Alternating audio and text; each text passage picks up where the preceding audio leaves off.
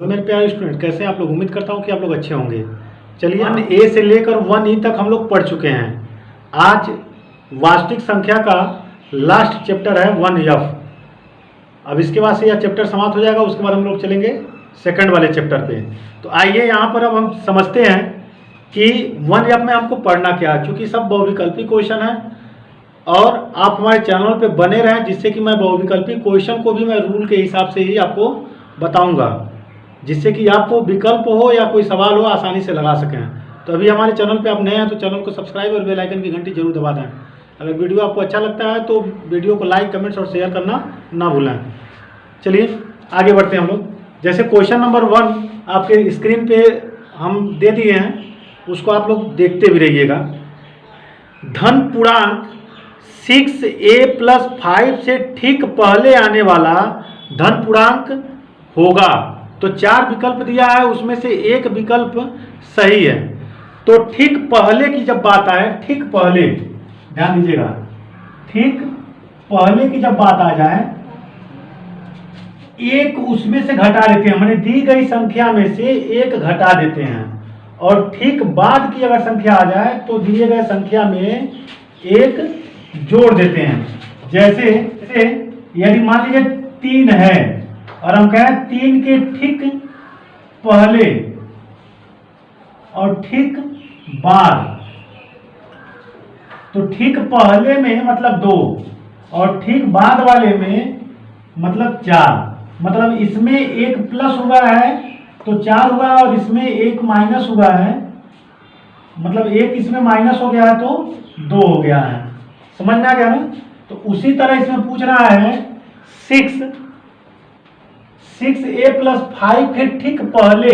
तो ठीक पहले मतलब एक इसमें से माइनस कर देंगे। तो जैसे माइनस करेंगे ठीक पहले कौन सा आ जाएगा, 4 आ जाएगा। 5 में से 1 जाएगा तो 4।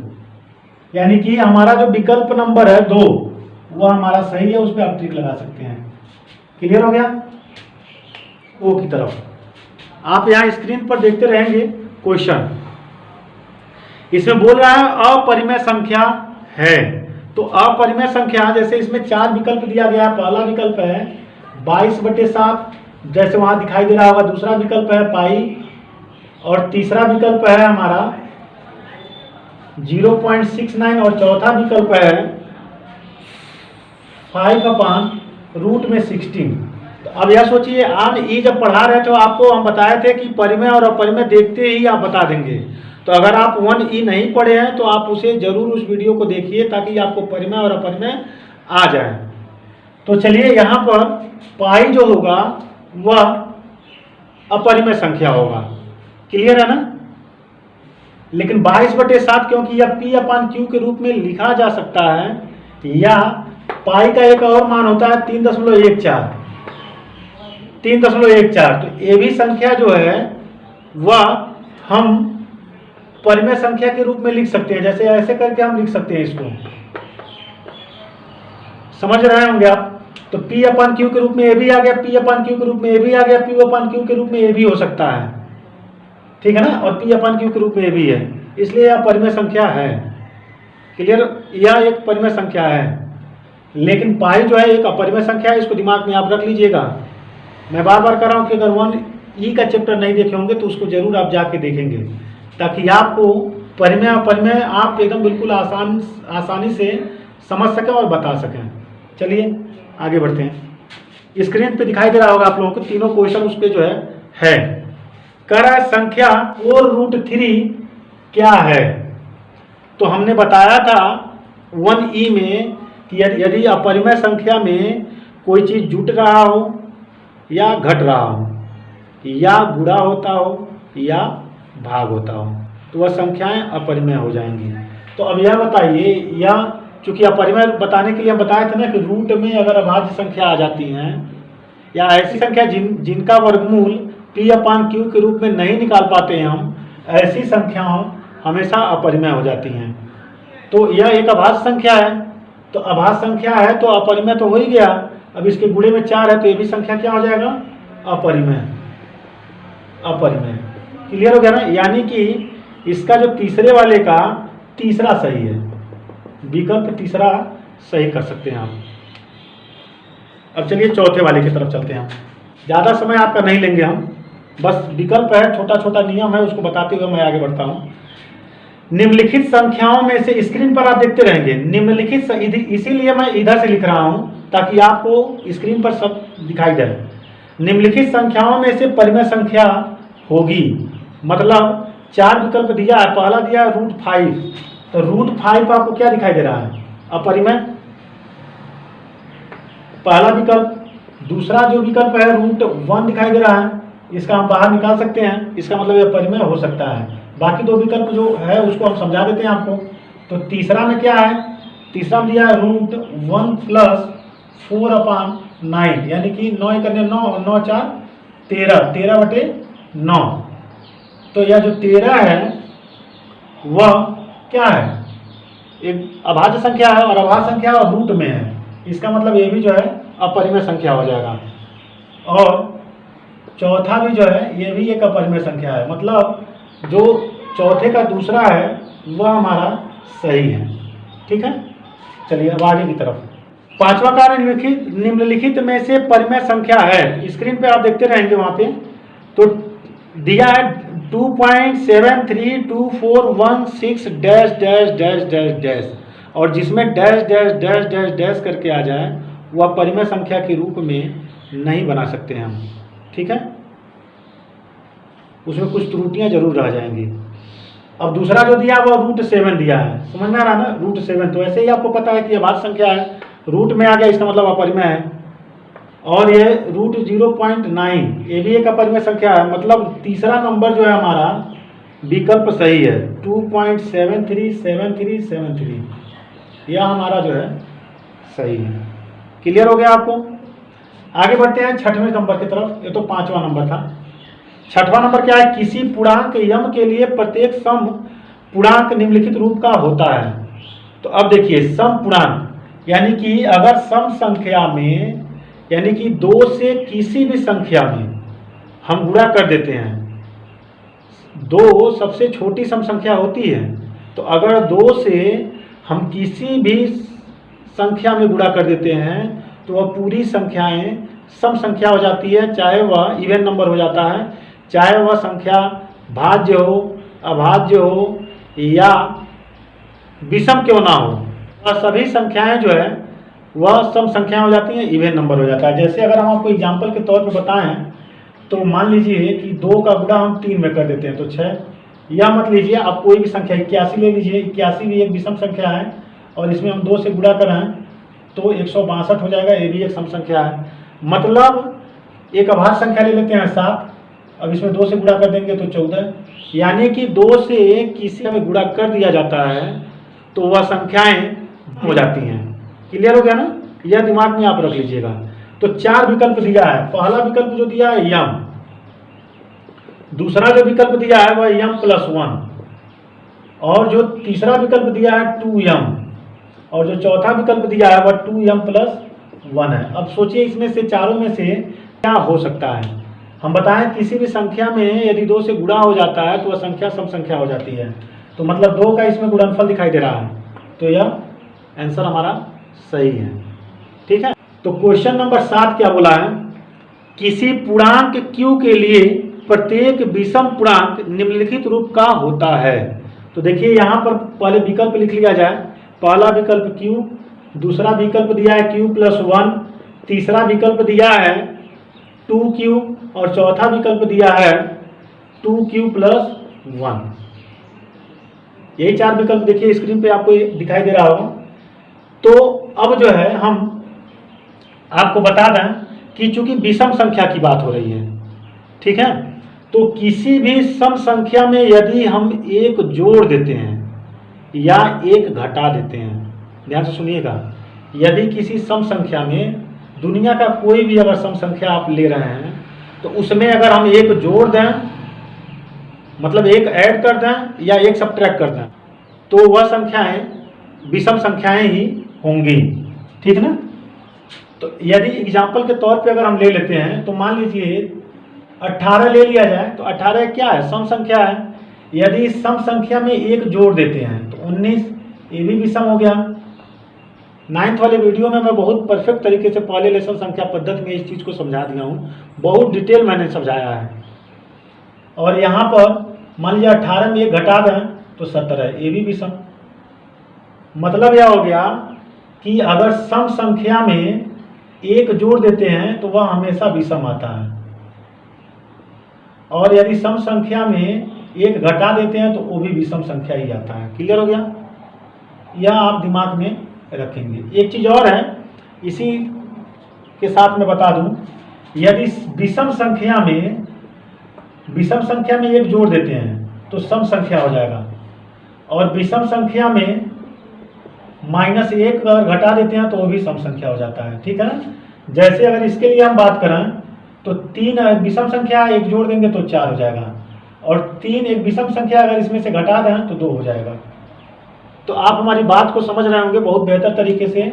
विषम संख्या में अगर 1 जोड़ेंगे या 1 घटा देंगे तो वह सम संख्या हो जाएगा, लेकिन अगर सम संख्या में 1 जोड़ेंगे और 1 घटा देंगे, 1 जोड़ेंगे या 1 घटाएंगे तो वह संख्याएं जो है विषम संख्या हो जाएगी। तो अब हम आते हैं सवाल पे। तो देखिए यहाँ पे Q एक पूर्णांक है मान लिया जाए। अभी इस पूर्णांक में अगर 1 जोड़ देंगे तो यह क्या हो जाएगा? सम संख्या हो जाएगा। क्लियर हो गया ना? बताएं अभी यहाँ पे, इसलिए मैं यहाँ बता दिया हूँ ताकि आपको कोई दिक्कत ना हो। अब यहाँ आप यह समझ सकते हैं कि 2Q है, तो Q अगर एक पूर्णांक है और इस पूर्णांक में 2 का गुणा हो गया है तो मतलब यह सम संख्या हो जाएगा। तो यह जब सम संख्या हो गया तो इस सम संख्या में अगर 1 जोड़ देते हैं तो विषम संख्या प्राप्त हो जाएगा। यह चीज़ हम बताना चाह रहे थे। n² -1 8 से विभाजित होगा, जबकि यदि n क्या हो सकता है, मतलब n यहाँ पर क्या रख दें कि वह 8 से विभाजित हो जाए, जिसमें से पहला विकल्प दिया है पूर्णांक। अभी हम सब बारी बारी से आपको समझाएंगे। विकल्प तो दिया है लेकिन आपको जानकारी जरूरी होना चाहिए कि कैसे यह विकल्प सही है। दूसरा दिया है प्रकृत संख्या, तीसरा दिया है विषम संख्या, और चौथा दिया है सम संख्या। तो अब अगर देखा जाए, अगर पूर्णांक रखा जाए, पूर्णांक का मतलब 1 2 3 0 -1 -2 जो भी है, अगर वह रखा जाए तो उसका स्क्वायर कर दिया जाए तो 8 से भाग देने पे कटेगा नहीं। जैसे अगर हम आपको बता दें यहाँ पे कि अगर मान लीजिए हम 2 ले लेते हैं, यहाँ पे 2 का होल स्क्वायर अगर कर देते हैं, -2 ले लिया जाए 1/8, तो 2 दूना हो जाएगा 4 -1/8, तो 3/8, तो 3 से 8 कटेगा ही नहीं। क्लियर हो गया ना? तो इसका मतलब पूर्णांक नहीं होगा। प्रकृत संख्या वही रख लीजिए, 2 रख लीजिए, 4 रख लीजिए, तो 4 चौका 16 -1/8 यानी कि 15/8। देखिए 8 से 15 भाग देंगे तो कटेगा ही नहीं। समझ में आ रहा है ना? अगर विषम संख्या रख लिया जाए तो 8 क्या है? एक सम संख्या है, और अगर यहाँ हम विषम संख्या रख लेते हैं तो विषम संख्या में से विषम संख्या का जो वर्ग होगा, विषम संख्या का जो वर्ग होगा वह सदैव विषम संख्या ही आएगा। यही सब ट्रिक होता है पेपर में। तो जब विषम संख्या ही आएगा तो उसमें से 1 घटाएंगे तो खट के सम संख्या आ जाएगा, और सम संख्या आएगा तो इस सम संख्या से भाग देने पर कट जाएगा। जैसे अगर मान लीजिए अगर हम यहाँ पे आपका सम संख्या ले लेते हैं, 1 मिनट, विषम संख्या ले लेते हैं 1, तो 1 -1/8 0/8, तो 0 आ गया। अब यहाँ पे विषम संख्या 9 3 ले लिया जाए तो 3 3 का 9 -1/8 माने 8/8, 1 आ गया। कोई भी आप ले लेंगे तो वह 8 से विभाजित हो जाएगा। 24/8, 8 3 का 24। तो आप इस तरह के समझ रहे होंगे। तो इसका मतलब विषम संख्या ही अगर रहेगा तभी जो है वह 8 से विभाजित हो सकता है। तो विषम संख्या वाले टिक लगा लीजिए। अगर सम संख्या का कोई भी संख्या अगर आएगा तो वहाँ पे 1 घटाएंगे तो विषम हो जाएगा, जबकि 8 से भाग देने में कटेगा नहीं। तो आप विषम संख्या पे ही ट्रिक लगाएंगे। ठीक है ना? तीसरा नंबर यहाँ पे मैंने प्रूफ के साथ इसलिए मैं बता रहा हूँ आपको।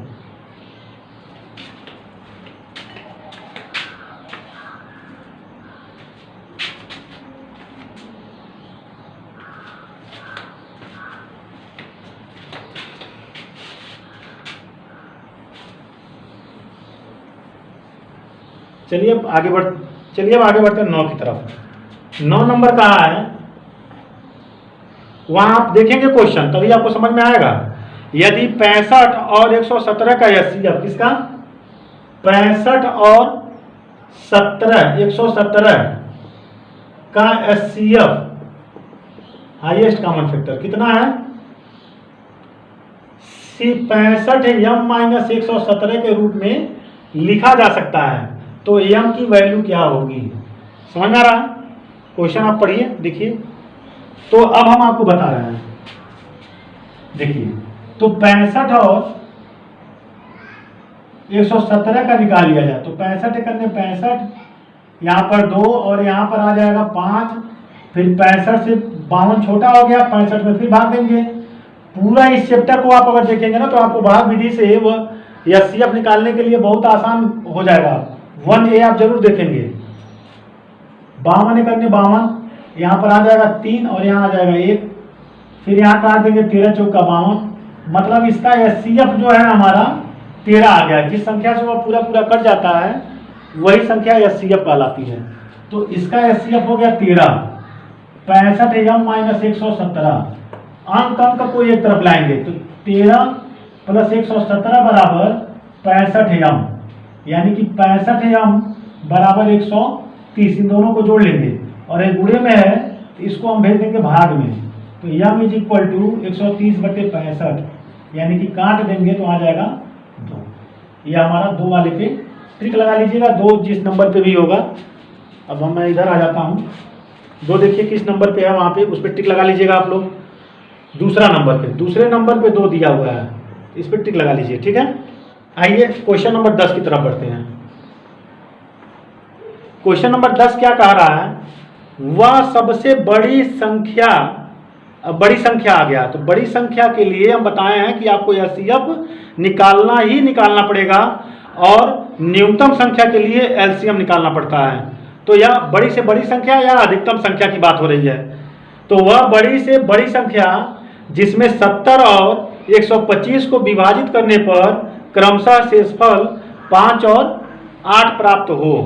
तो हम बताएं कि शेषफल जब प्राप्त करना होता है तो दी गई संख्या में से वह शेषफल जो प्राप्त करना होता है उसे हम घटा देते हैं। जैसे हम ऐसी संख्या से 70 में भाग दें कि शेषफल कितना आ जाए, 5 आ जाए, यानी 65 रखेंगे। और 125 में से 125 में किस संख्या से भाग दें कि शेषफल 8 आ जाए, ठीक है ना। तो यह घटा देंगे 117। तो फिर यह भाग विधि से हम निकाल लेते हैं। यहाँ पर 65 छोटा है और 117 बड़ा है, तो 165 में 65 से 117 में भाग देंगे तो 65 करने 65, फिर वही काम करना है यहाँ पे 2 5, फिर यहाँ 65 आ जाएगा, फिर इसको एक बार में देंगे 52, अब यहाँ 3 आ जाएगा, यहाँ 1 आ जाएगा, फिर 52 काट देंगे तो 13 चौका 52, यह खत्म हो गया। मतलब ये 13 जो है इसको पूरा काट दे रहा है। मतलब 13 ही एक ऐसी संख्या है जो 70 में और 125 में अगर भाग देंगे तो शेषफल, अगर 70 में भाग देंगे तो शेषफल 5 और 125 में भाग देंगे तो शेषफल 8 बचेगा। तो हमको लग रहा है 10वां नंबर सवाल जो है आपको बेहतर तरीके से समझ में आ गया होगा।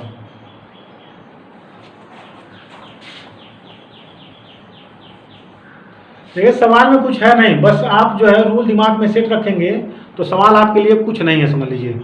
चलिए आगे पढ़ते हैं 11 नंबर क्वेश्चन। यदि 2 धनात्मक पूर्णांक a और b को a इज इक्वल टू दिया है x क्यूब वाई स्क्वायर और b इज इक्वल टू दिया है x वाई क्यूब, समझ रहा ना। तो इन दोनों में के रूप में व्यक्त किया जा सकता है। y अभाज्य संख्याएं हैं, y अभाज्य संख्याएं हैं। तो HCF क्या होगा, माने a और b का HCF क्या होगा। तो पहले हम इसको तोड़ देते हैं, माने x पे पावर 3 है तो इसको 3 टाइम लिखेंगे, 3 बार लिखेंगे ऐसे, और y को 2 घात है, इस पे 2 पावर है तो 2 बार ऐसे लिख लेंगे।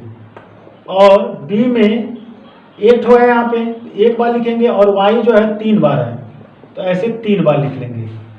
अब एचसीएफ में क्या होता है कि इन दोनों में जो मिलता है उसी को लिखते हैं। जैसे यह देखिए, यह मिल रहा है x, तो एक x लिख दिए, y वाला इसमें नहीं मिल रहा है, x वाला इसमें नहीं मिल रहा है, फिर ये भी x नहीं मिल रहा है, यह y यहाँ पे मिल रहा है और ये भी y यहाँ पर मिल रहा है, मैंने 2 y मिल रहा है, तो y गुणे y माने x y स्क्वायर, यह हमारा आंसर हो गया।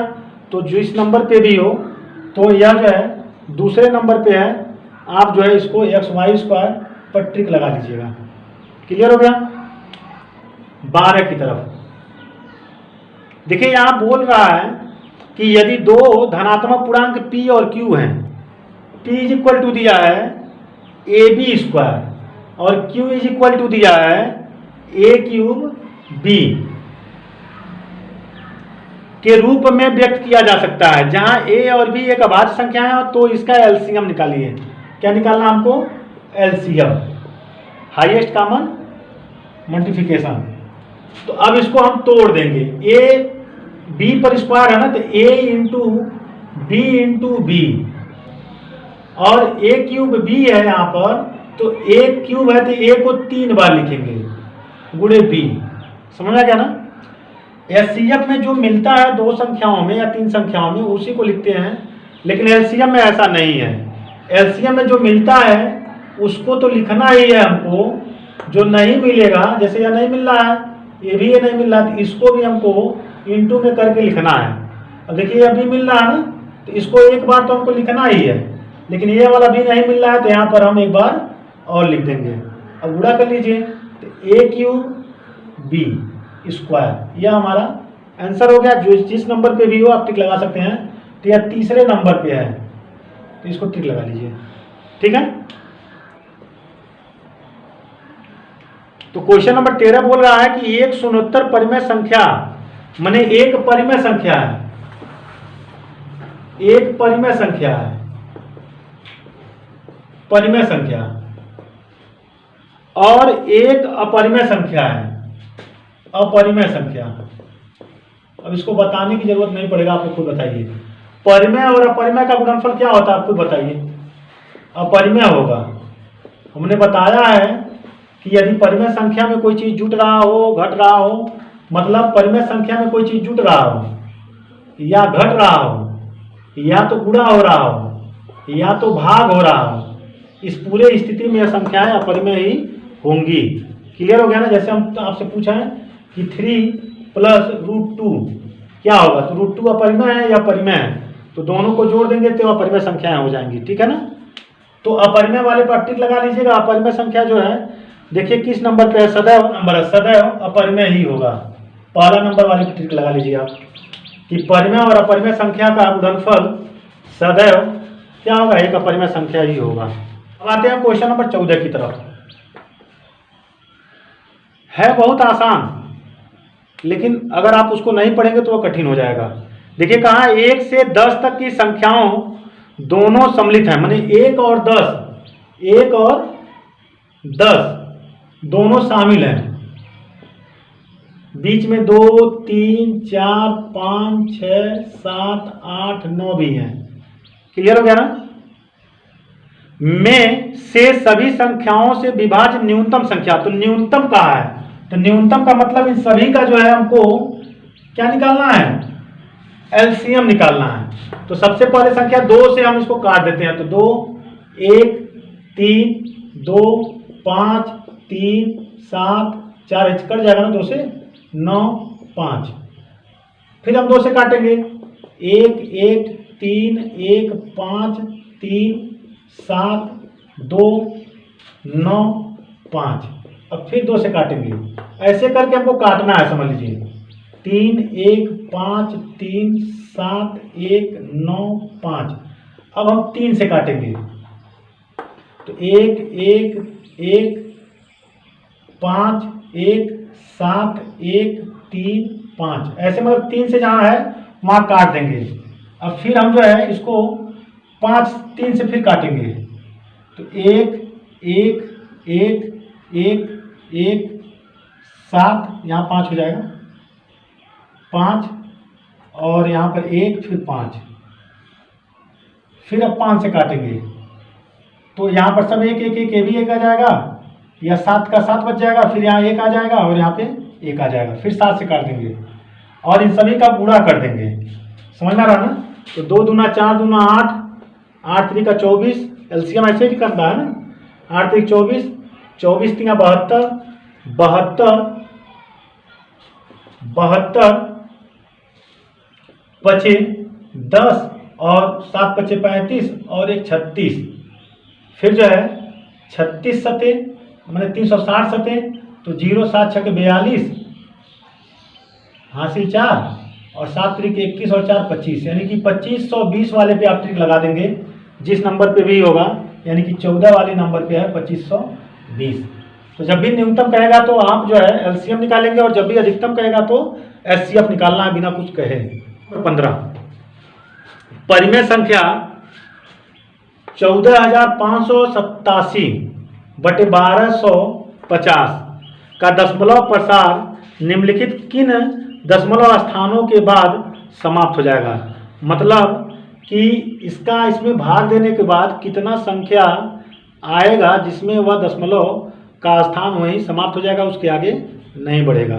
तो उसके लिए हम इसको नीचे 10,000 1250 है तो इसको 10,000 हम बना सकते हैं। कैसे बना सकते हैं? 8 से ऊपर नीचे गुणा करके, तो गुणा करेंगे तो नीचे हो जाएगा 10,000। क्लियर हो गया? अब यहाँ गुणा करेंगे 7 बटे 56, 5 8 टाइम 64 और 5 69, 7 69 6 और 8 पचे 40 6 46, 46 4 और 8 चौके 32 और 4 36, फिर 3 8 3 11। क्या करेंगे? अब इसका इसमें भाग देंगे तो 1 2 3 4 0 है तो 4 अंक के बाद 1 2 3 4 अंक के बाद दशमलव लगा देंगे 11.6 6 9 6, यानी कितने स्थानों तक? 4 स्थानों तक।